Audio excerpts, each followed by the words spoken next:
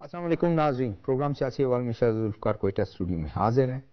ناظرین، جیسے کہ آپ جانتے ہیں فیڈرل گورنمنٹ نے اناؤنس کر دیا 12 تاریخ یعنی بدھ کے روز بجٹ پیش کریں گے قومی اسمبلی میں، اور اس کے بعد یہ پورا بجٹ سیشن چلے گا اور اس مہینے کے آخر میں بجٹ منظور ہو جائے گا۔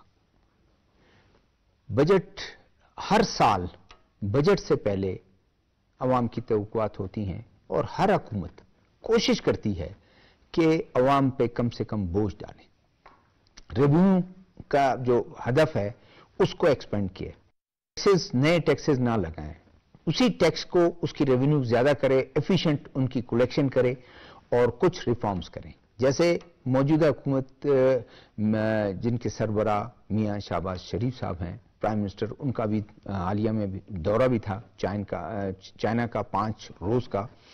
ان کا ٹاپ ایجنڈا ہے کہ اکنامک ریفارم، گڈ گورننس۔ اگر اکانومی کو ہم نے واپس بحال کرنا ہے تو ہمیں کچھ نہ کچھ سٹیپس ضرور لینے پڑیں گے۔ گورننس اور ایفیشینٹ اس کی ٹیکس کی کلیکشن ہونی چاہیے، جس کی وجہ سے معاملات بہت بہتر ہوتے ہیں۔ یہی آج ہم نے ڈسکس کرنا ہے، اور چائنا کا جو کامیاب دورہ پرائم منسٹر کر کے آئے ہیں اس پہ بھی ہم ضرور بات کریں گے۔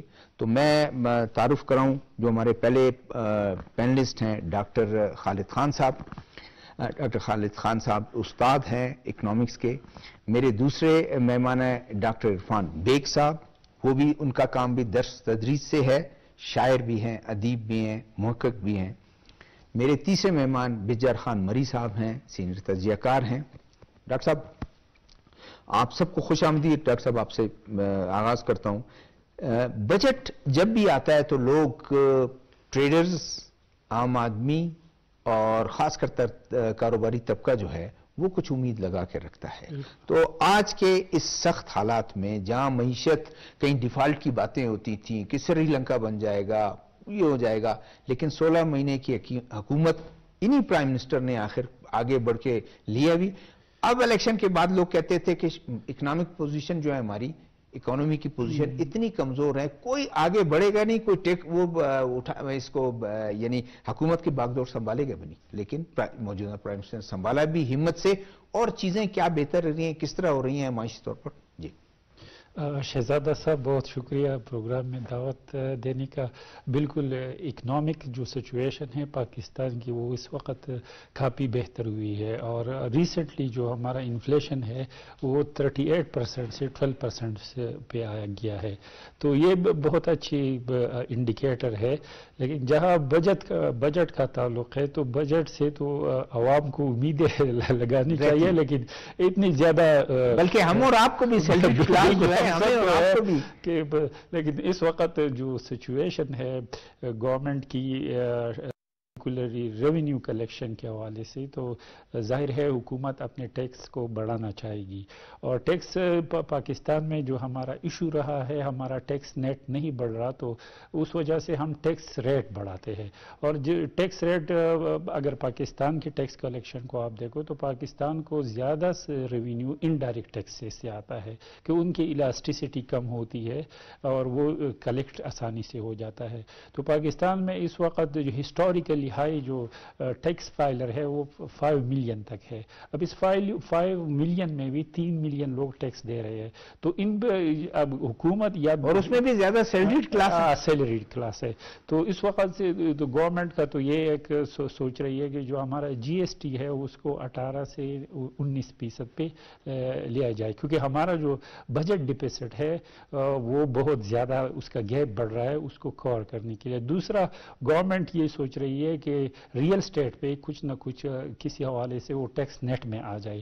اور دوسرا، ریئل اسٹیٹ میں جو سب سے بڑا ایشو ہے کہ جو value of money, value of land ہے، وہ پیپر پہ کچھ اور ہوتی ہے، مارکیٹ میں کچھ اور ہوتی ہے، تو گورنمنٹ اس لحاظ سے بھی کوشش شاید اس کو کرنی چاہیے، اور کر رہی ہے کہ یہ جو گیپ ہے یہ برج ہو جائے، جو ریئل اسٹیٹ کی جو ایکچوئل ویلیو ہے وہ پیپر پہ آ جائے۔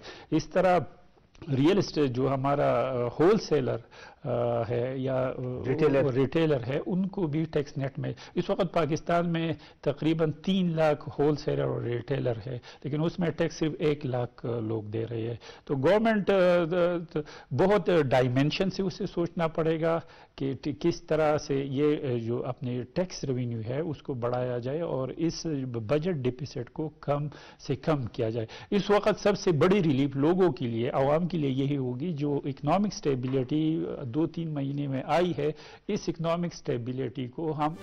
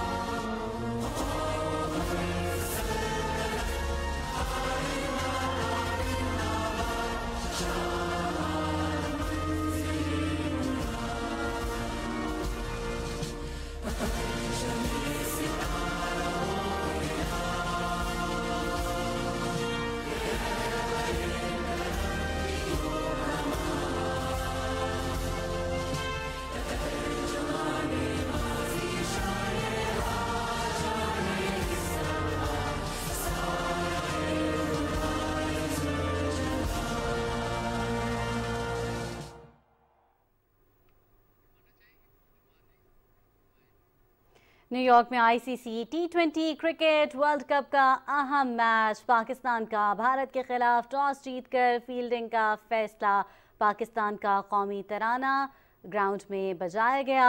आपने मुलाहिजा किया एक बहुत ही काबिल फ़ख्र लम्हा। कुछ ही देर में पाकिस्तान और भारत की टीमें हमें मैच का आगाज़ देती हुई बाकायदा तौर पर नज़र आएंगी। बारिश की वजह से मैच कुछ थोड़ा सा तातुल का शिकार रहा, लेकिन अब से कुछ ही देर में हम देखेंगे पाकिस्तान बमुकाबला भारत। पीटीवी स्पोर्ट्स पर आप लाइव मुलाहिजा कर सकते हैं आज का ये बहुत ही अहम मैच। नाज़रीन, ये थी पीटीवी की ताज़ा तरीन।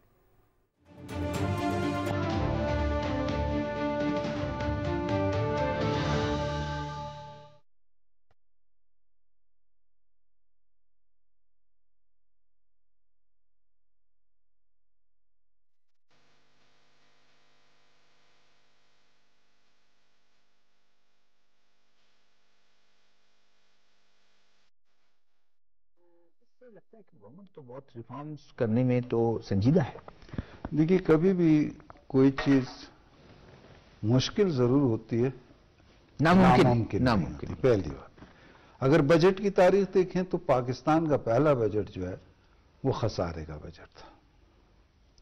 इंडिया ने हमारे जो उसका सेंट्रल बैंक था उसका 4 अरब सरमाया था, उसमें से पाकिस्तान का ऐसा तकरीबन 1 अरब बनता था, वो रोक लिया था और फिर बड़ी मुश्किल से 20 करोड़ रुपए दिए थे। लेकिन दूसरा बजट जो 49-50 का था, जब पाकिस्तान की आबादी उस वक्त इस मगरबी पाकिस्तान की आबादी 3 करोड़ 30 लाख के करीब थी और कोई 4 करोड़ के करीब वो था मशरकी पाकिस्तान। तो हमारा उस वक्त से जो बजट है वो खसारे की बजाय फिर हमारा जो है वो बच गया, मतलब हर साल कुछ करोड़ रुपए बच जाते थे। अब उस वक्त रुपए की कीमत कम थी, आबादी कम थी। उसके बाद जो दूसरा बड़ा हमें जो झटका लगा वो जो बजट डेफिसिट शुरू हुआ यानी खसारा, वो 1972-73 के बजट में हुआ है। 71-72 का बजट जो पेश किया जा चुका था उसमें वो भी खसारे से पाक था। अब हम ये देखते हैं कि आज मुख्तसरन इस वक्त जो है, पहली बात तो ये है कि जो बजट है, कौमी बजट या सूबाई बजट जो भी, ये घरेलू बजट से बिल्कुल उल्टा होता है।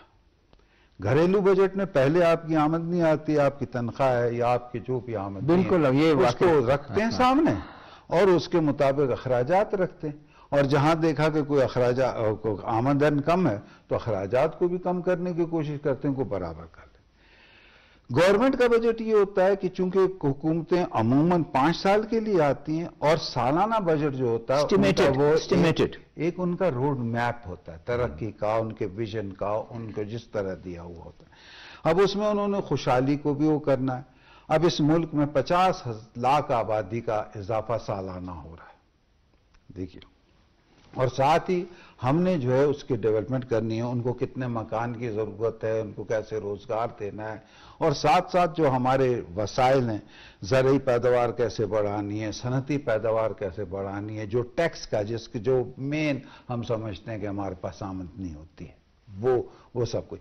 अब ये सारी चीज़ें जो है एक तरफ इक़्तिसादियात से मुंसलिक होती हैं और दूसरी तरफ जो है सियासियात और दूसरे जितने भी शोबे हैं ना। अब हमने देखा है पाकिस्तान को इस वक्त जो है अगर हम देखें तो एक तवानाई का प्रॉब्लम रह रहा है, बेरोजगारी है, गुर्बत है, जो कुछ भी। अब इसमें बेहतरीन मेरे ख्याल में जो बजट तजावीज़ हैं या जो माहिरीन देख रहे हैं, एक तो ये होता है कि फ़र्ज़ करें कि मैं एक सिगरेट पे पिछली बार टैक्स लगा था या उससे पहले बहुत बढ़ाती है ना, 500 रुपये 700 रुपये की अच्छी सिगरेट जो होती है उसकी डबिया मिल रही है, तो नतीजा क्या हुआ कि उसकी प्रोडक्शन या कम हो गई है या उसमें यह कंट्रोल नहीं, या उसमें जालसाजी आ गई। अब अगर गवर्नमेंट जालसाजी पर पूरी तरह कंट्रोल कर ले और अगर वो जो बढ़ाया है बजट फिर तो आमदनी है उसकी बढ़ जाएगी, लेकिन अगर जालसाजी रहती है तो जो बजट जो टैक्स इस सारी सूरत हाल को देख करके उसने इम्पोज करना है। जैसे ये जनरल सेल टैक्स की बात कर रहे हैं कि 18 से 19, मेरा ख्याल है कि शायद हुकूमत ना जाए, जो मेरा अंदाजा, क्योंकि 1% बढ़ाने से बास चीजों की कीमत में वो जो हमारे और फिर हमारे जो व्यापार बैठे हैं, व्यापारी बैठे हैं, ताजिर बैठे हैं, वो उसको इस तरह करते हैं कि उससे हमारे उसमें आया कि फायदे की बजाय नुकसान होता है। अवाम को भी रिलीफ देना। अब सरकारी मुलाजमीन की तनख्वाहें बढ़ जाएंगी, या जो अब पेंशन की रोकथाम है, पेंशन को हमने एक तो वो दिया है कि नए मुलाजमीन जितने भी हैं वो आ सकते हैं। अब इसमें कई चीजें आती हैं। बाज़ जगह ये होता है कि हमारे पास जितने मुलाजमीन हैं सरकार, ये आपको मैं बता दूं तकरीबन 50% डिपार्टमेंट अदारे और खुसूसन वो अदारे जो खसारे में जा रहे हैं उसमें जो है मुलाजमीन सरप्लस में। अब हमने उन सरप्लस को किस तरीके से ऐसा करना है कि जो कारआमद भी हो और उनका वो जो सरप्लस बोझ है तनख्वाहों का और उसका वो हो। तो दूसरी तरफ अब ये जो बनाया है 1 साल, इसमें हुकूमत ने एक तरफ तो रखा है प्राइवेटाइजेशन। दूसरी बड़ी अच्छी बात हुई है शायद आपको नहीं कि रेमिटेंस जो है जो हमारे बैरून मुल्क पाकिस्तानी है वो जो भेज रहे थे उसमें बहुत बड़ा इजाफा हो गया है 2, 3, 4, 5 महीनों में देखने में आया। अब उसमें 2-3 चीजें सामने आ रही। एक तो ये कि हमारी सालाना शरह ये रही है कि 2 से 2.5 लाख आदमी अमूमन रोजगार के लिए जाता। डॉक्टर साहब मैं आपको रोकूंगा, डॉक्टर खालिद महमूद साहब हमारे पास साथ टेलीफोन लाइन पे हैं। अस्सलाम वालेकुम। वालेकुम अस्सलाम सर। डॉक्टर साहब कैसे हैं? डॉक्टर साहब आप ठीक हैं, खैरियत से हैं? जी जी अल्लाह का शुक्र। थैंक यू डॉक्टर साहब, थैंक यू, ऑलवेज आप जो है हमें टाइम देते हैं। डॉक्टर साहब आने वाला बजट 12 तारीख को बजट आ रहा है और आज के हालात में आप कैसे देखते हैं बजट? गवर्नमेंट भी ख्याल कर रही है, कोशिश कर रही है कि लोगों को रिलीफ दे, कोई एक्स्ट्रा बोझ आम आदमी पे ना डाले जो उसके बस से बाहर हो। तो कैसा बजट आप देखते हैं इन हालात में? सर नॉर्मली तो हर साल ही गवर्नमेंट के लिए बहुत टफ होता है, क्योंकि जिस तरह घर के अखराजात मैनेज करने होते हैं इसी तरीके से ये टाइम होता है कि जिसमें गवर्नमेंट अपने पूरे साल के अखराजात और उसके लिए जो महासिल हैं उसके जो रेवेन्यूज हैं उसके बारे में डिसाइड करती है। इस बार हमारा प्रॉब्लम ये है कि हमारे एक बहुत लंबा अरसा तक इन्फ्लेशनरी प्रेशर रहा है, जिसको डील करने के लिए स्टेट बैंक ने अपना पॉलिसी रेट बहुत ज्यादा रखा, जिसकी वजह से हमारे सूद जो था कर्जों के ऊपर वो बहुत ज्यादा रहा है। लेकिन अब क्योंकि इन्फ्लेशन अब काफी हद तक कम हो चुकी है, तकरीबन 17% पे आ गई है, तो उम्मीद ये की जाती है कि आने वाले वक्त में स्टेट बैंक की हायर डिस्काउंटेड पॉलिसी है वो कम हो जाएगी। तो हम ये समझते हैं कि इसकी वजह से गवर्नमेंट के लिए काफी कुशन निकलेगा कि जिससे वो अपनी पब्लिक सेक्टर डेवलपमेंट प्रोग्राम को बढ़ा सकते हैं। जहां तक अब आपने रिलीफ के हवाले से बात की है, तो अब प्रॉब्लम यह है कि हम चूंकि IMF के साथ 24वें प्रोग्राम की तरफ जा रहे हैं, उसमें हमारे लिए उन्होंने कुछ प्रिस्क्रिप्शंस ऐसी दी हैं कि जो ओवरऑल बजट डेफिसिट को या करंट अकाउंट को मैनेज करने के लिए जरूरी है। तो किसी हद तक बोझ तो आएगा इकोनॉमी के ऊपर। तो गवर्नमेंट की कोशिश ये है कि कम से कम जो आपके गरीब लोग हैं या ऐसे लोग हैं कि जो मैनेज नहीं कर पाते इस किस्म के शॉक्स को, वो कर सकें कर्टेल। जैसे पेंशन्स के ऊपर आईएमएफ की प्रपोजल थी कि आपकी टैक्स की छूट नहीं होनी चाहिए, उसको प्राइम मिनिस्टर ने खत्म कर दिया। इसी तरीके से एक कार्बन टैक्स की बात की जा रही थी पेट्रोल के ऊपर, उसको भी प्राइम मिनिस्टर ने एग्री नहीं किया। तो गवर्नमेंट इज वेरी कॉन्शियस कि हमने किस तरीके से जो आवाम है या जो गरीब लोग हैं उनको प्रोटेक्ट करना है। लेकिन सच्चाई ये है कि हालात इस वक्त इतने टाइट हैं गवर्नमेंट के लिए कि अगर हमने महासिल को ना बढ़ाया या हमने अपने अखराजात को कम नहीं किया तो हमारे लिए फिर आने वाले जो वक्त है उसमें जो पब्लिक सेक्टर डेवलपमेंट प्रोग्राम है या जो इन्वेस्टमेंट स्पेंडिंग है वो करनी गवर्नमेंट के लिए मुश्किल हो जाएगी। तो ये एक ट्रेड ऑफ है जो गवर्नमेंट को इस बार मैनेज करना है। डॉक्टर साहब, ये एग्रीकल्चर टैक्स की बात होती है, आम फार्मर तो बेचारा हमेशा रुलता है, लेकिन बड़े बड़े जो लोग हैं उनको वो टैक्स से मुस्तस्ना होते हैं। इसी तरह आपके रियल स्टेट है वो उसका भी काफ़ी एक कंट्रीब्यूशन उनका जीडीपी में तो बहुत ज़्यादा है, लेकिन टैक्स को 4% के करीब जो है उनका वो होता है। इन एरियाज को अगर वो किया जाए तो अच्छी खासी आमदनी हो सकती है। जी बिल्कुल ऐसे ही है। ये आपने दो सेक्टर्स की बात की, एग्रीकल्चर, रियल स्टेट, एक तीसरा सेक्टर भी है जो है होलसेल एंड ट्रेड, जो बेसिकली ओवरऑल आपकी सप्लाई चेन से रिलेटेड है। जी जी बिल्कुल। अब हो ये रहा है कि ये वाले जो सेक्टर्स हैं इनकी कंट्रीब्यूशन इकोनॉमिक एक्टिविटी में हमें नजर आ रही है, क्योंकि यहाँ पर लोग इन्वेस्ट भी कर रहे हैं, अखराजात हो रहे हैं, यानी कि यहाँ पे आपकी मुख्तलिफ किस्म के रोजगार के सिलसिले भी चल रहे हैं। लेकिन इनका जो कंट्रीब्यूशन है महासिल के हवाले से या रेवेन्यूज के हवाले से उस तरह नहीं है।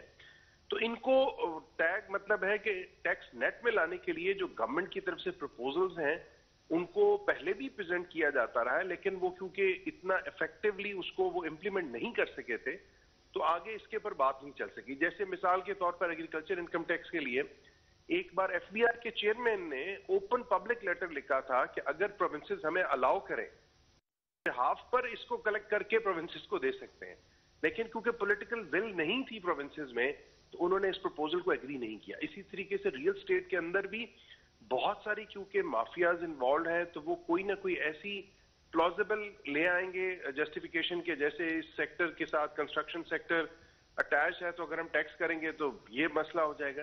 प्रॉब्लम यह है कि अब इस वक्त सबको इक्वली बर्डन शोल्डर करना पड़ेगा, अदरवाइज हम आगे नहीं जा सकेंगे। तो गवर्नमेंट की कमिटमेंट बहुत है, मतलब they want to do it, लेकिन अब उसमें कितनी रेजिस्टेंस है, क्योंकि देखिए कोई भी ऐसी पॉलिसी जिसकी वजह से अगर कोई डिस्टर्बेंस क्रिएट होने का चांस हो तो वहां पे पॉलिटिकल गवर्नमेंट सेटबैक कर जाती है, वो उस तरह फोर्सफुली आगे नहीं जा सकती। तो मेरे ख्याल में गवर्नमेंट को जो भी प्रपोजल है उसको ओपनली पब्लिक में लेके आना चाहिए ताकि उस पर डायलॉग हो और उसके लिए एक पॉजिटिविटी भी क्रिएट हो, ताकि जो लोग दूसरी साइड पे बैठे हैं, जैसे अब सैलरीड लोग हैं, वो इस वक्त तकरीबन कोई 400 अरब रुपए के करीब टैक्सेस दे रहे हैं, तो they can also raise their voices कि एवरीबडी शुड बी कंट्रीब्यूटिंग और वो अपना अपना हिस्सा डालें। लेकिन अगर हम इंतजार करते रहेंगे कि जी हम इसको इसलिए नहीं इंप्लीमेंट करते कि वहां से रेजिस्टेंस आएगी, तो फिर ये मसले हमारे हल नहीं होंगे। डॉक्टर साहब, गवर्नमेंट के कमिटमेंट तो है, रिफॉर्म्स लाने की कमिटमेंट उनकी है कि एफबीआर में भी उन्होंने कुछ ऐसे इस्लाहात किए हैं। दूसरा यह है कि अभी हाल ही में प्राइम मिनिस्टर चाइना गए, चाइना में उन्होंने काफ़ी कमिटमेंट्स दी कि हम माहौल इस तरह बनाएंगे, एक बिजनेस फ्रेंडली माहौल बनाएंगे, वहाँ के जो इन्वेस्टर्स हैं उनको दावत दी, चाइनीज़ कंपनियों को दावत दी। फिर सऊदी अरब भी गए, वहाँ भी एक हम एक्सपेक्ट करते हैं कि वो आएंगे, उनके लिए जो है जो फॉरेन कंपनीज आती हैं, तो गवर्नमेंट तो कमिटेड है। नहीं, मैं तो आई 100% कि गवर्नमेंट की कमिटमेंट है और उनकी तरफ से एफर्ट्स भी हैं।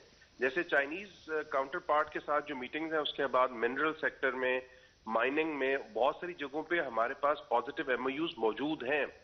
लेकिन जो बात मैं पहले भी आपके प्रोग्राम में कहता रहा हूं कि इस कमिटमेंट को रियलाइज करने के लिए भी एफर्ट्स गवर्नमेंट के अंदर से ही आने की जरूरत है। जैसे इस वक्त सिर्फ फेडरल गवर्नमेंट के अंदर तकरीबन कोई 150 के करीब अथॉरिटीज हैं रेगुलेटरी की, जिनके परमिशंस आपको चाहिए बिजनेसेस करने के लिए। इसी तरीके से एफबीआर और जो बाकी आपके इदारे हैं, वहां पर जो ह्यूमन इंटरफेरेंस है डॉक्यूमेंटेशन के हवाले से या टैक्सिंग से हवाले से, वो इतनी ज्यादा प्रेशराइजिंग होती है कि बिजनेसेस उसकी वजह से अपने जो कारोबार है उनको वो प्रॉपरली नहीं कर पाते। तो जब हम ये बात करते हैं कि कमिटमेंट है, उसको रियलाइज करने के लिए ग्रास रूट लेवल के ऊपर कुछ चीजें स्ट्रक्चरली भी करने की जरूरत साथ को फोर्सफुली जा सके। मैं आपको एक छोटी सी इसमें मिसाल देता हूं कि एक सर्वे होता है कि जिसमें पूछा जाता है बिजनेसेस से कि आपको सबसे ज्यादा गवर्नमेंट की तरफ से क्या प्रॉब्लम्स हैं। तो टू डेट सबसे बड़ा जो मसला है वो कहते हैं जी टैक्स एडमिनिस्ट्रेशन, कि हमारे लिए टैक्स देना इतना बड़ा मसला नहीं, लेकिन जो टैक्स कलेक्टर है उसके साथ हमारी जो डीलिंग है वो अनफेयर है। तो हमें इस तरह की चीजों के ऊपर भी तवज्जो देने की जरूरत है ताकि जिससे इंटरनेशनल इन्वेस्टर्स के लिए तो ग्राउंड बने, हमारे जो अपने लोकल बिजनेसेस हैं वो भी थ्राइव कर सकें। थैंक यू डॉक्टर साहब, बहुत शुक्रिया टाइम देने का। बेजार खान, बड़ी अच्छी बात डॉक्टर साहब ने एक बात की कि बर्डन सबको उठाना है, चाहे वो रिटेलर्स हैं जो अभी डॉक्टर साहब बात कर रहे थे, रिटेलर्स हैं या और वो हैं, बर्डन उठाना है और उस बर्डन में हम सब अपना अपना हिस्सा डालें क्योंकि ये कौमी एक मसला है और कौमी सोच के तहत। बहुत शुक्रिया शहजादा साहब, इसमें कोई शक नहीं है कि बहैसियत कौम ये हम सब की जिम्मेदारी है कि हमने बर्डन उठाना है, लेकिन बर्डन हर बंदे ने उतना उठाना है जितना उसके ऊपर हक बनता है। जरूर। अब ऐसा नहीं है कि डॉक्टर साहब का बर्डन भी मैं उठाऊं और आपका बर्डन भी मैं उठाऊं तो मेरे ऊपर हो जाएगा ओवर बर्डन। और अनफॉर्चुनेटली यहाँ कुछ इस तरह का हो रहा है कि यहाँ पे कुछ लोग जो टैक्स पेयर हैं या कुछ लोग जो ईमानदारी के साथ पे कर रहे हैं वो ओवर बर्डन है। अब एक तबका ऐसा है कि जो ना तो वो टैक्स पे करते हैं या दूसरी तरफ वो मुख्तलिफ चोरी, यानी कि गैस की भी अगर चोरी, इलेक्ट्रिसिटी की भी हुई चोरी, और वो शायद उसमें बड़े बड़े माफिया भी इन्वॉल्व। अब वहां से जो रेवेन्यू उन्होंने जनरेट करना होता है, यानी कि जितनी कंजप्शन गैस की हुई है या इलेक्ट्रिसिटी की हुई है, मैं एक जनरल एक मिसाल दे रहा हूं, अब उसका बोझ उन्होंने पूरा तो करना है, तो वो चोरों से तो हुआ नहीं, उन्होंने उन्हीं से देना है जिनके मीटर हैं और जिन्होंने जो पे कर रहे होते हैं। तो ये जो बर्डन वाली डॉक्टर साहब ने बात की है, इस बर्डन के लिए एक रिफॉर्म जरूरी है कि हम देखें कि वो जो आखिर में मजबूर होकर वो जो ओवर बर्डन बंदा है ना, वो कहेगा यार ये सारे जो चोरियां कर रहे हैं मैं सबका पे क्यों कर रहा हूं, मैं भी किसी इलीगल तरीके से चला जाता हूं, वो भी खुदा ना खास्ता वो रास्ता छोड़ देगा और वो भी वो एक दूसरी तरफ उसकी वजह से हो कि फिर गवर्नमेंट को टैक्सेस का रेट बढ़ाना पड़ेगा कि जी रेवेन्यू हमारी कलेक्शन कम हो रही है। यही तो गवर्नमेंट नहीं चाहती कि हम आम आदमी पर जो है उसका बर्डन, लेकिन उसके लिए कोई रिफॉर्म चाहिए, उसके लिए कोई तरीकाकार बनाना चाहिए कि सबको उस दायरे में लाना चाहिए। अब जब वो सब उस दायरे में आ जाएंगे, वो अपना अपना जब बोझ उठाएंगे तो यकीन करें सब पे बोझ कम हो जाएगा।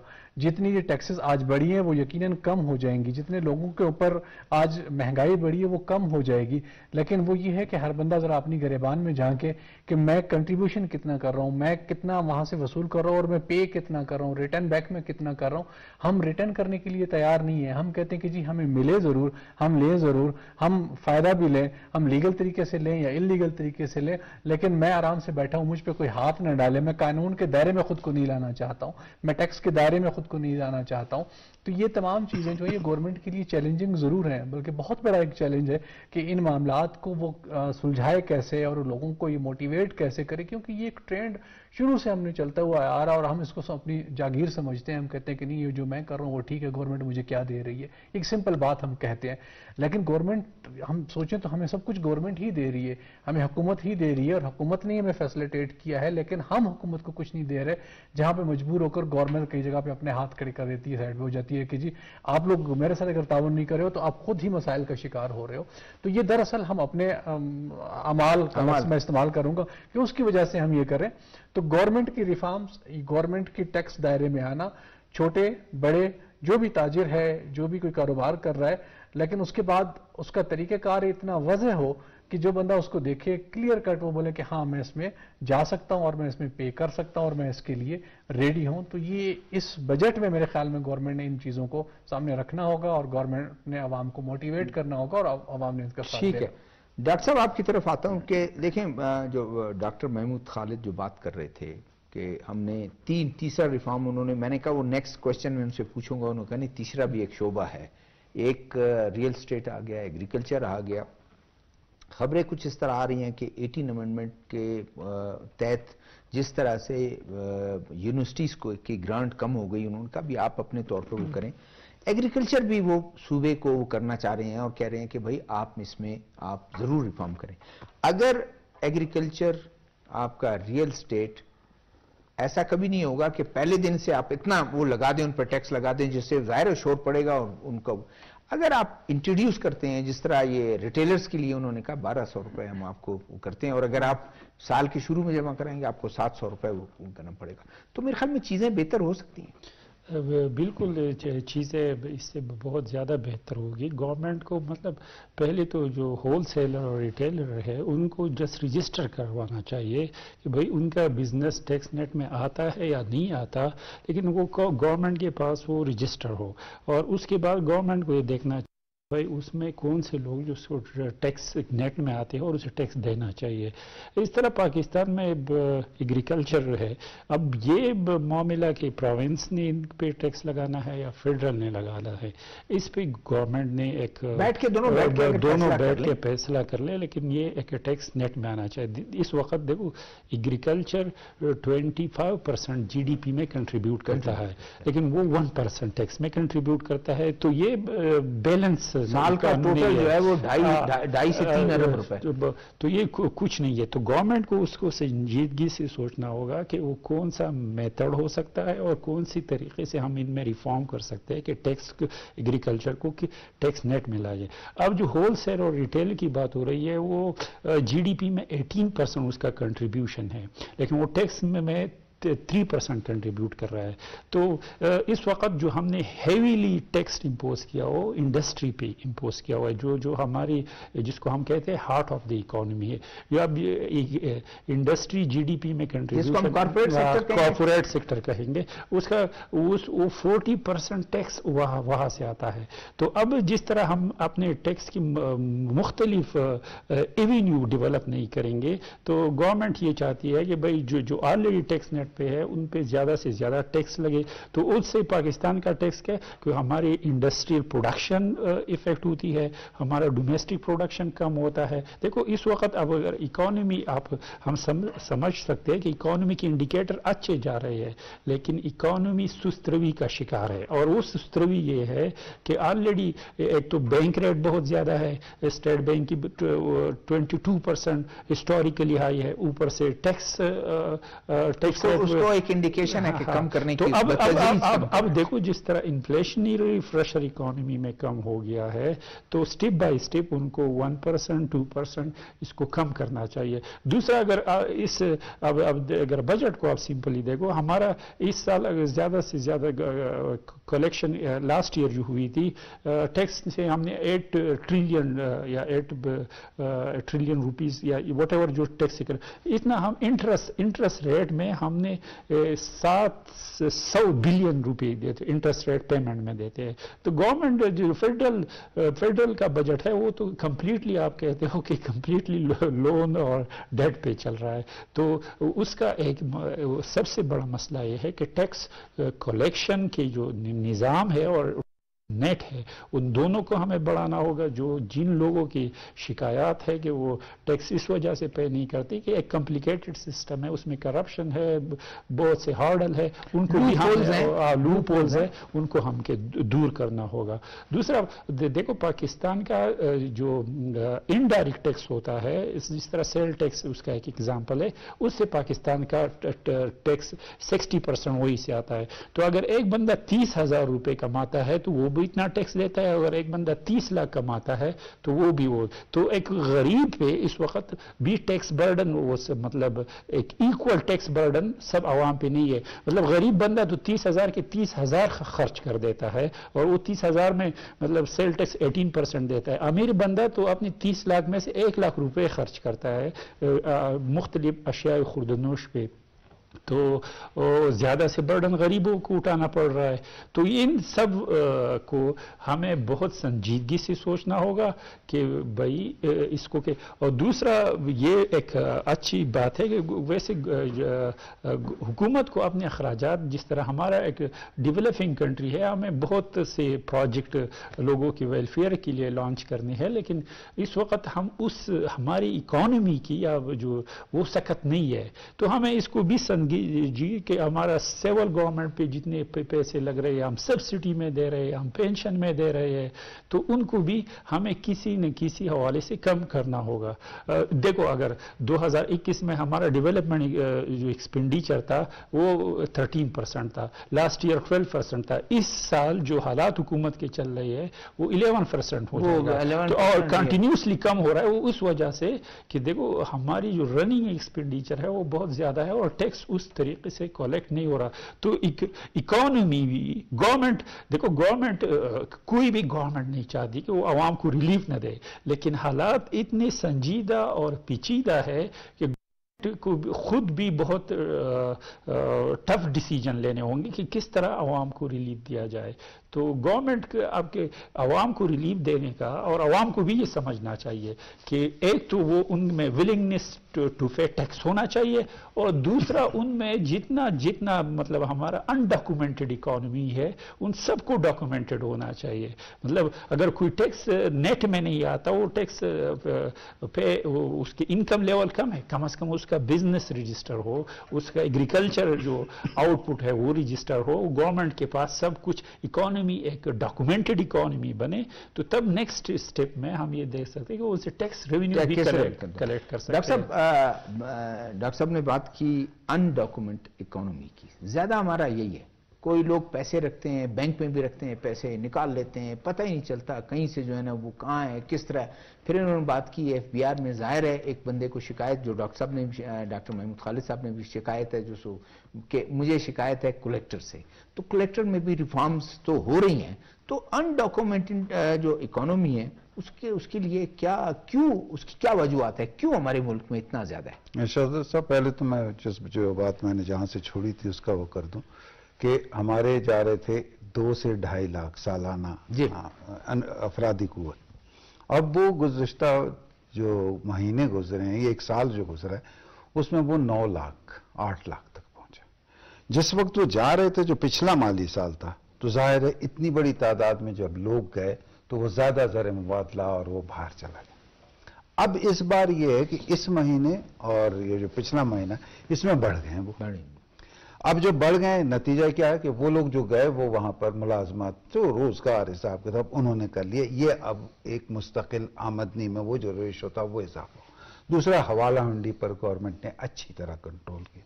तीसरी जो अगर बहुत अच्छी जो पोजीशन आ रही है वो ये कि आपका डॉलर जो है वो गुज़श्ता 4-5 महीने से कोई बहुत भूचाल का शिकार नहीं हुआ। वो वही 270, 280 और उसके ऊपर चल रहा। अभी एक तो ये हो गया।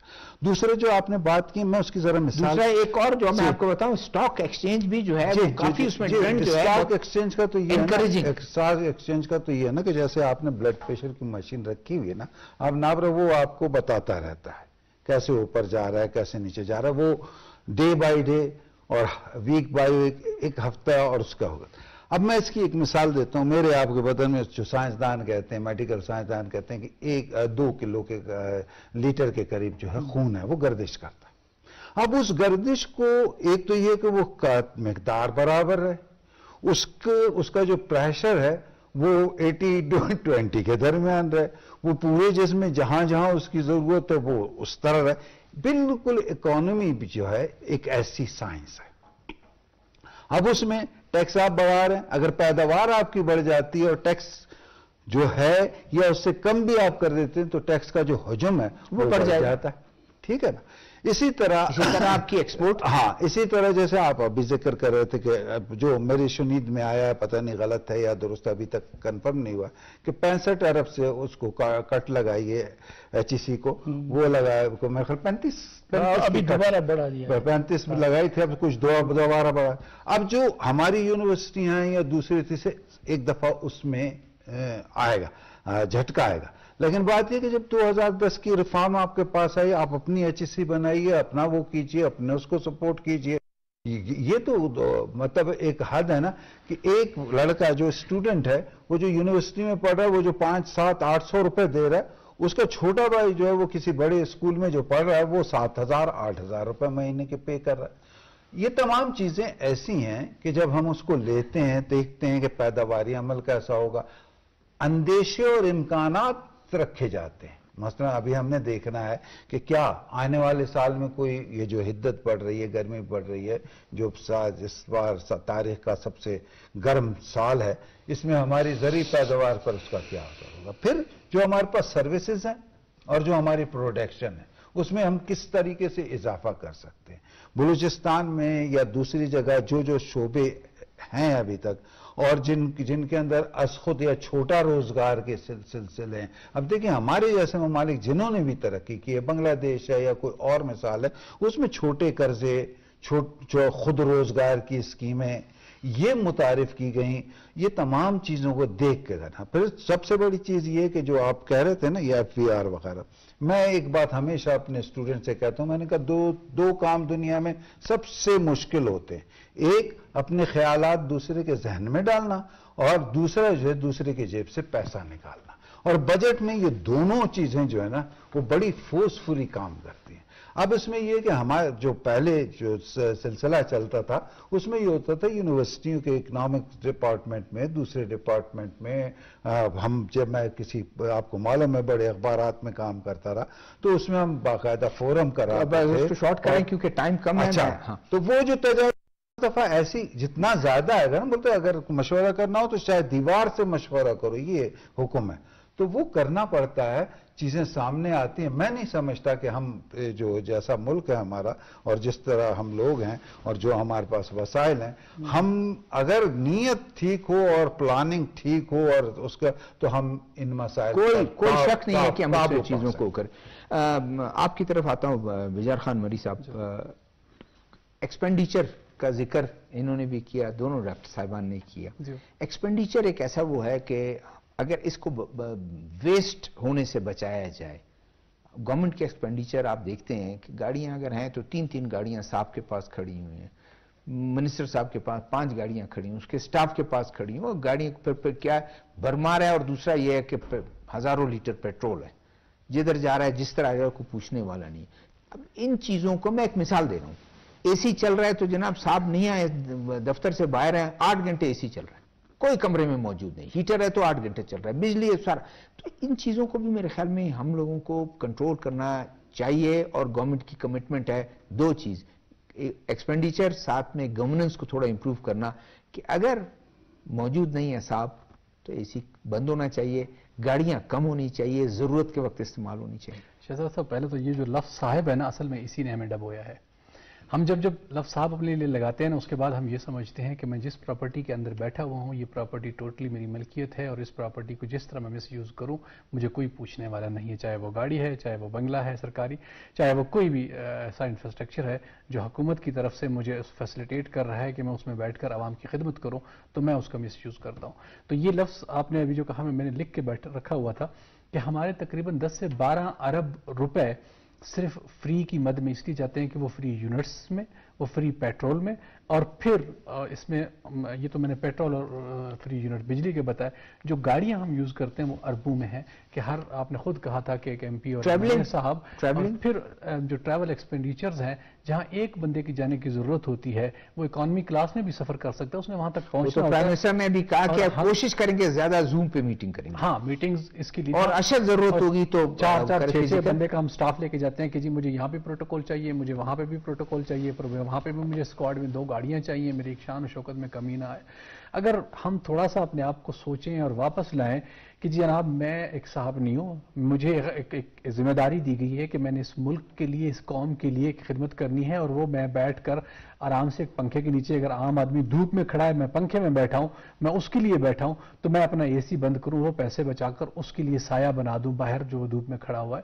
تو یہ ایک سوچ کو بدلنے کی ضرورت ہے. لفظ صاحب کو ہم نے ختم کرنا ہوگا. نمبر پلیٹ گرین جو ہیں ان کو ہم نے بالکل کم کرنا ہوگا، اور خاص کر ان میں ہم جو نہیں، اس کے پیچھے بھی تو ایک وہ تھا کہ گرین نمبر دور سے نظر آئے کہ بھائی یہ سرکاری سب وہ اس چیز کو مس یوز کر رہے ہیں، ہم اس کو غلط استعمال کر رہے ہیں. اب سرکاری نمبر ایک چھوٹی مہران میں بھی تو لگا سکتے ہو. آپ نے پہنچنا ہے تو میں ایک V8 V6 کیوں لگوں؟ میں 5-10 کروڑ کی گاڑی، اس کا ہمارے پاس شارٹ ٹائم ہے. میں شارٹ کمنٹس آپ سے لوں گا. ڈاکٹر صاحب، پرائم منسٹر ہمارے بہت ہی انہوں نے ایک بات کی کہ چائنیز ماڈل کی بات کرتے ہیں کہ جس طرح انہوں نے لمبے سٹرائڈز انہیں کہتے ہیں ایک بڑے سٹرائڈ لے کر انہوں نے جو ہے نا بڑے قدم لے کر جو ہے چائنا کی اکانومی کو مضبوط کیا اور اس طرح پہنچے. شاید ایک دم سے یہ نہیں ہو سکے لیکن ایک انہوں نے کہا کہ ہم اس کو کاپی کریں گے. پھر ساتھ میں دو جو بڑی کمپنیاں جو پاکستان میں کام کر رہی ہیں, ایک پاور چائنا ہے, دوسرا Chinese machinery and engineering corporation ہے.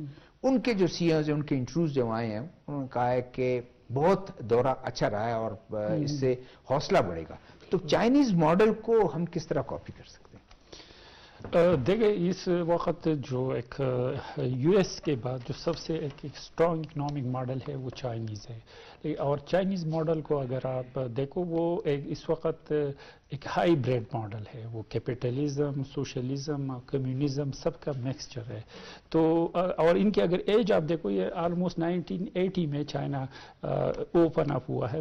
تو لیکن ان نے سٹارٹ بیسیکلی جو کیا ان نے اپنے جو انڈیجنس ریسورسز ہے ان کو یوز کیا, کیونکہ چائنا کی آبادی بہت زیادہ ہے اور ان کے پاس لیبر فورس بہت زیادہ تھا. تو اس نے اپنی لیبر فورس کو یوز کر کے ایک اپنی ڈومیسٹک کیپیسٹی کو بڑھایا اور اپنی پاپولیشن کو ان کی ویکنس کو اسٹرینتھ بنایا.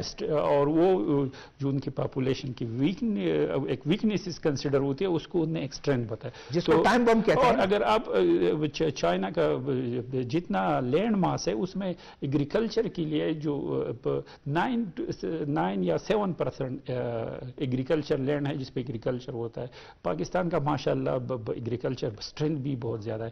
تو ہمیں اپنی ڈومیسٹک کیپیسٹی بڑھانی ہوگی اور جو ہمارے ڈومیسٹک ریسورسز ہے جس میں ہمیں کمپیریٹو ایڈوانٹیج ہے اس کو ہمیں یوز کرنا ہوگا. ہمیں ہر وقت انٹرنیشنل جو ایجنسیز ہے ان کے طرف نہیں دیکھنا ہوگا. ڈاکٹر صاحب, پرائم منسٹر نے یہ بھی کہا اور ایگریکلچر میں کافی ایم اے یوز سائن ہوئے, ہم فائدہ اٹھا سکتے ہیں ان کی ایگریکلچر جو ایک ماڈرن ایگریکلچر جس کا پرائم منسٹر نے وزٹ بھی کیا, ان کے انسٹیٹیوٹ جو ماڈرن اس ٹیکنالوجی کو اڈاپٹ کرتے ہیں. ڈاکٹر صاحب نے جیسا کہا نا کہ وہ پرانی بات ہو گئی.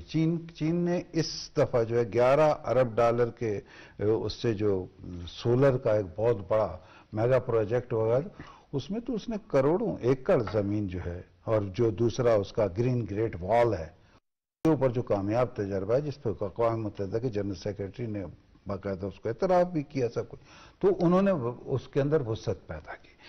ہمارا مسئلہ یہ ہے کہ ہم نے وہ جو پالیسی 60s میں بنائی ہوئی تھی, مثلا ایوب خان کے زمانے میں کالا شاہ کاکو میں کسی قسم کی انڈسٹری جی اور وہ لگانا وہ جائز نہیں تھا, اس لیے کہ وہ باسمتی چاول کی گڑھ تھا اور باسمتی چاول ہمارا ایکسپورٹ ہوتا تھا.